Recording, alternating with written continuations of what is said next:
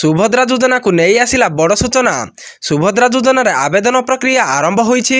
ଏଥିନିମନ୍ତେ ଆଧାରରେ phone number link ଜରୁରୀ ନୁହେଁ ବୋଲି ଆଜି ଜିଲ୍ଲାପାଳ ଆଶିଷ ଈଶ୍ୱର ପାଟିଲ ସାମ୍ବାଦିକ ସମ୍ମିଳନୀରେ ସୂଚନା ଦେଇଛନ୍ତି। ସୁଭଦ୍ରା ଫର୍ମ ଦାଖଲ କରିବା ପାଇଁ ଆଧାର ସହ ମୋବାଇଲ ନମ୍ବର ଲିଙ୍କ ହୋଇନଥିଲେ ମଧ୍ୟ ମୁହଁ କିମ୍ବା ଟିପର ପ୍ରିଣ୍ଟ ସ୍କାନିଂ ମାଧ୍ୟମରେ ଆଧାର ପ୍ରମାଣିକକରଣ କରାଯାଇପାରିବ। ତେଣୁ ଆବେଦନକାରୀ ସୁଭଦ୍ରା ଯୋଜନାରେ ଲାଭ ଉଠାଇବାକୁ ଆଧାର ସହ ମୋବାଇଲ ନମ୍ବର ଲିଙ୍କ କରିବାକୁ ବ୍ୟସ୍ତ ନ ହୋଇ ବିନା ମୋବାଇଲ ନମ୍ବରରେ ଲିଙ୍କରେ ଆବେଦନ କରିପାରିବେ। ଆବେଦନ ନିମନ୍ତେ ଅନ୍ତିମ ସମୟ ସୀମା ଧାର୍ଯ୍ୟ କରାଯାଇ ନାହିଁ।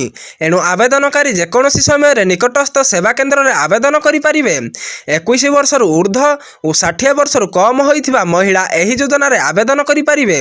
ଆବେଦନ ଫର୍ମ ପ୍ରତ୍ୟେକ ଅଙ୍ଗନୱାଡି କେନ୍ଦ୍ରରେ ବିନା ମୂଲ୍ୟରେ ଉପଲବ୍ଧ ହେଉଛି। ସେହିପରି ବିନା ମୂଲ୍ୟରେ ସେବା କେନ୍ଦ୍ରରେ ଫର୍ମ ପୂରଣ ଓ ପଞ୍ଜୀକରଣ କରାଯାଉଛି। ଆବେଦନକାରୀ ନିଜ ଆଧାର ସହ ବ୍ୟାଙ୍କ ଲିଙ୍କ କରିବା ଆବଶ୍ୟକ। ପ୍ରତ୍ୟେକ ବ୍ଲକ ଓ ସହରାଞ୍ଚଳରେ ଆଧାର ସଂଶୋଧନ ନିମନ୍ତେ ସ୍ୱତନ୍ତ୍ର କ୍ୟାମ୍ପର ବ୍ୟବସ୍ଥା କରାଯାଇଛି। ଜିଲ୍ଲାର ବଣ୍ଡା ଓ ଦିଦାଇ ଜନଜାତି ମହିଳାଙ୍କ ନିମନ୍ତେ ମଧ୍ୟ ସ୍ୱତନ୍ତ୍ର ବ୍ୟବସ୍ଥା କରାଯାଇଛି।